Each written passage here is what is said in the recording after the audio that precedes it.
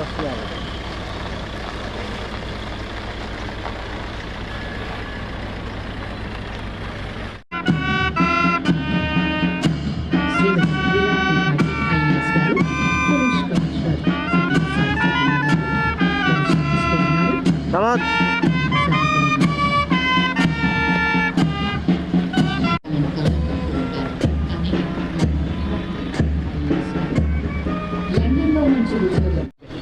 ఈ పుస్తకానికి మంచి ఆదరణ లభిస్తోంది. నా వల్ల కాదు అనుకుంటే ఇది సాధ్యపడే, అన్నింటినీ ప్రయత్నించాలి. ఓటమి నుంచి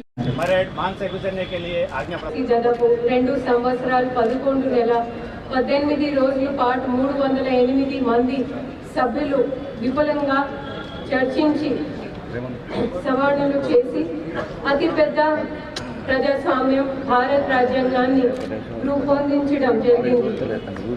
భారత్ స్వతంత్రత పోరాటానికి నాయకత్వం వహించిన భారత్ జాతీయ కాంగ్రెస్ 1930లో పూర్ణ స్వరాజ్ కోసం ప్రకటన చేసి జనవరి 26 తేదీకి ఉన్న ప్రాముఖ్యాన్ని దృష్టిలో ఉంచుకొని ఆ తేదీ నుంచి భారత రాజ్యాంగం అమల్లోకి తీసుకురావాలని నిశ్చయించింది.